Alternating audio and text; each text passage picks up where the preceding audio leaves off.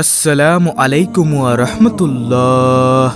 সুপ্রিয় ইসলামের আলোর দর্শক মণ্ডলী, আশা করি মহান আল্লাহ রব্বুল আলামিনের অশেষ রহমতে আপনারা সবাই ভালো আছেন। প্রিয় দর্শক, আজকের ভিডিওতে খুবই গুরুত্বপূর্ণ এবং শক্তিশালী সহজ ৬টি দোয়া এবং আমল সম্পর্কে আপনাদেরকে জানিয়ে দিব ইনশাআল্লাহ। যে আমল করলে আসমানের সকল দরজা খুলে যাবে, ফলে বিনা বাধায় আল্লাহ তাআলার দরবারে দোয়া কবুল হবে। যে আমলের বিনিময়ে ৪০ লক্ষ নেকি লাভ হবে। যে দোয়া পড়লে বিপদ মুসিবত থেকে মুক্তি পাবেন, দুশ্চিন্তা পেরেশানি দূর হয়ে যাবে, অভাব অনটন থেকে মুক্তি পাবেন। তারপরে প্রিয় দর্শক, আজকের ভিডিওতে এমন একটি দোয়া রয়েছে যার বিনিময়ে ১০ লক্ষ নেকি লাভ হবে এবং ১০ লক্ষ গুনাহ মাফ হবে, মনের আশা পূর্ণ হবে, দোয়া কবুল হবে।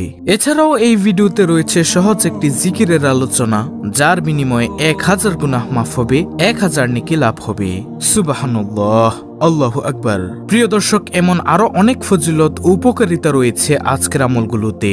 তাই আমি আশা করি যারা আমলকে ভালোবাসেন, যাদের মনের আশা আকাঙ্ক্ষা সহজে আমল করে বেশি বেশি পরিমাণে নেকি অর্জন করা, আল্লাহর সন্তুষ্টি অর্জন করা, তারা অবশ্যই সম্পূর্ণ ভিডিওটি না টেনে দেখার জন্য অনুরোধ রইল। দর্শক, এমন অনেক ছোট ছোট দোয়া ও আমল রয়েছে যেগুলো আপনি খুব সহজে আমল করে অসংখ্য পরিমাণে নেকি ও পুরস্কার লাভ করতে পারেন। এজন্য সবার উচিত সময় ও সুযোগ বুঝে এই আমলগুলো করতে অভ্যস্ত হওয়া। আর নিয়মিত আমল আল্লাহ তাআলার কাছে খুবই প্রিয়, যদিও তা পরিমাণে কম হয়। তাহলে প্রিয় দর্শক, চলুন কোনো কথা না বাড়িয়ে মূল আলোচনা শুরু করা যাক।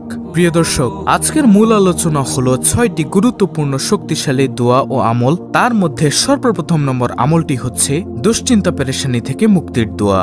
নম্বর ১, যেটি হলো হাসবিয়াল্লাহু লা ইলাহা ইল্লা হুয়া আলাইহি তাওয়াক্কালতু ওয়া হুয়া রব্বুল আরশিল আযীম। অর্থ, আল্লাহ তাআলাই আমার জন্য যথেষ্ট, তিনি ব্যতীত কোনো উপাস্য নেই, তারই উপর আমি ভরসা করি, তিনি মহা আরশের অধিপতি। এটি হচ্ছে দুশ্চিন্তা পেরেশানি থেকে মুক্তির দোয়া। এই দোয়ার ফজিলত প্রসঙ্গে হাদিসে রয়েছে, হযরত আবু দারদা রাদিয়াল্লাহু তাআলা আনহু থেকে বর্ণিত আছে, যে ব্যক্তি দুশ্চিন্তা ও পেরেশানির সময় এই দোয়াটি সকাল সন্ধ্যায় ৭ বার পাঠ করবে, আল্লাহ তাআলা ওই ব্যক্তিকে দুনিয়া ও পরকালের সকল দুশ্চিন্তা পেরেশানি থেকে হেফাজত করবেন। এই হাদিসটি রয়েছে আবু দাউদ শরীফে। দোয়াটি হলো হাসবিয়াল্লাহু লা ইলাহা ইল্লা হুয়া আলাইহি তাওয়াক্কালতু ওয়া হুয়া রব্বুল আরশিল আযীম।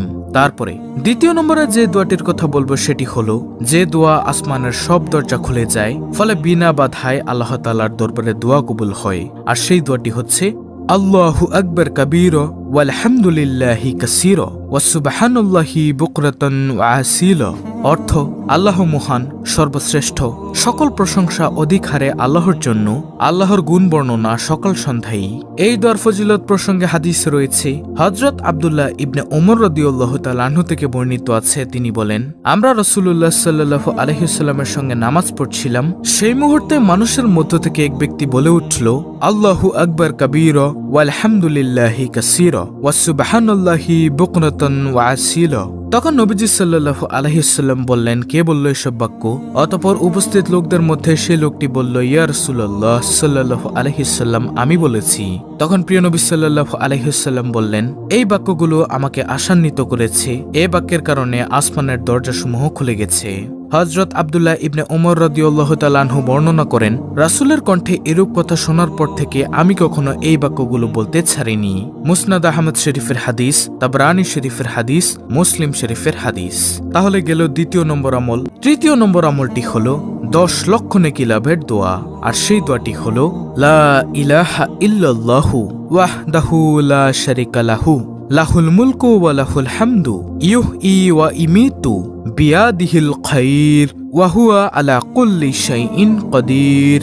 দোয়াটির অর্থ হচ্ছে, আল্লাহ ছাড়া কোনো মাবুদ নেই, তিনি একক, তার কোনো শরীক নেই, তার জন্যই বাদশাহী ও রাজত্ব এবং তার জন্যই সমস্ত প্রশংসা।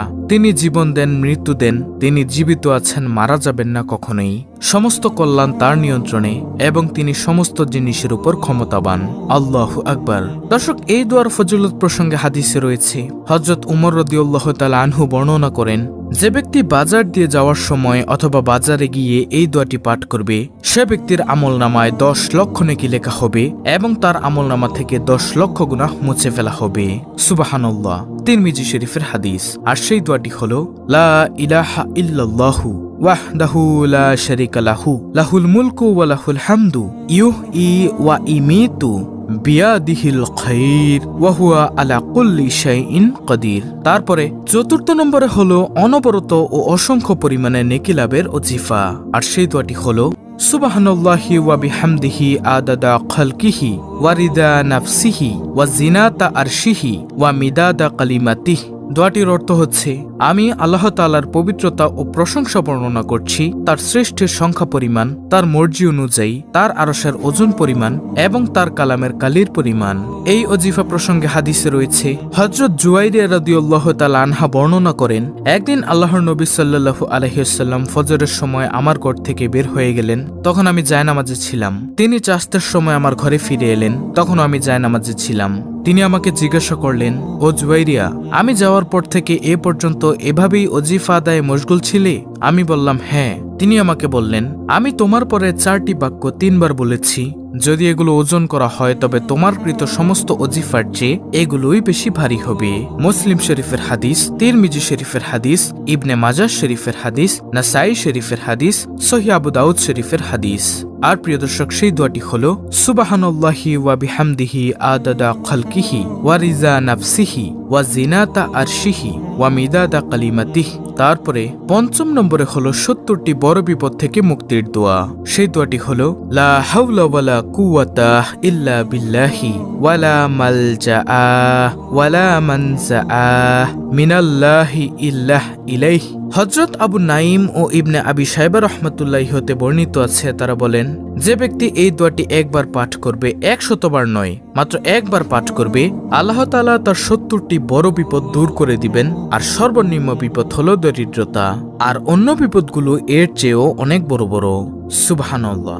যে ব্যক্তি এই দোয়ার আমল করবে, আল্লাহ তাআলা তার এসব বিপদ আপদ দূর করে দিবেন। সুবহানাল্লাহ। দোয়াটি আমি আবারও বলছি, লা হাওলা ওয়ালা কুওয়াতা ইল্লা বিল্লাহি ওয়ালা মালজাআ ওয়ালা মানজাআ মিনাল্লাহি ইল্লাহ ইলাইহি। তারপরে সর্বশেষ 6ষ্ঠ নম্বর আমলটি হলো 1000 নেকি লাভ ও 1000 গুনাহ মাফের জিকির। হযরত সাদ ইবনে আবি ওয়াক্কাস রাদিয়াল্লাহু তাআলা আনহু বর্ণনা করেন, রাসূলুল্লাহ সাল্লাল্লাহু আলাইহি ওয়াসাল্লাম তার সঙ্গে উপস্থিত সাহাবাগণকে বললেন, তোমাদের মধ্যে কেউ দৈনিক 1000 নেকি অর্জন করতে সক্ষম কি? উপস্থিতদের একজন জানতে চাইলেন, আমাদের মধ্যে একজন কিভাবে দৈনিক 1000 নেকি অর্জন করবে? তখন প্রিয় নবী সাল্লাল্লাহু আলাইহি ওয়াসাল্লাম বললেন, কোন ব্যক্তি দৈনিক 100 বার সুবহানাল্লাহ পড়লে তার আমলনামায় 1000 নেকি লেখা হবে, অথবা তার 1000 পাপ মোচন করা হবে। সুবহানাল্লাহ। মুসলিম শরীফের হাদিস, মিশকাত শরীফের হাদিস। শুধুমাত্র ছোট্ট একটি জিকির সুবহানাল্লাহ, চলতে ফিরতে উঠতে বসতে কাজকর্মের ফাঁকে ফাঁকেও এই আমলটি করতে পারেন। মাত্র 100 বার পড়ুন সুবহানাল্লাহ। তাহলে প্রিয় দর্শক, এই হলো আজকের শ্রেষ্ঠ 6টি আমল। নিয়ম অনুযায়ী এগুলো আপনি করলে অসংখ্য সওয়াব অর্জন করতে পারবেন ইনশাআল্লাহ। তো এই ছিল আমাদের আজকের ভিডিও, অত্যন্ত গুরুত্বপূর্ণ একটি ভিডিও। ভিডিওটি ভালো লাগলে অবশ্যই চ্যানেলটিকে সাবস্ক্রাইব করে পাশে থাকা বেল বাটন অল বাজিয়ে দিবেন। ভিডিওটিতে একটি লাইক দিবেন এবং কমেন্টে আমিন লিখবেন, এবং অন্য মুসলিম ভাই বোনদের কাছে ভিডিওটি শেয়ার করে দিবেন, যেন তারাও দেখে শিখে এই আমলগুলো করতে পারে। এর ফলে আপনিও সওয়াবের ভাগীদার হতে পারবেন। আল্লাহ রাব্বুল আলামিন আমাদের সকলকে উপরোক্ত শ্রেষ্ঠ 6টি আমল নিয়মিত করার তৌফিক দান করুন। আমিন।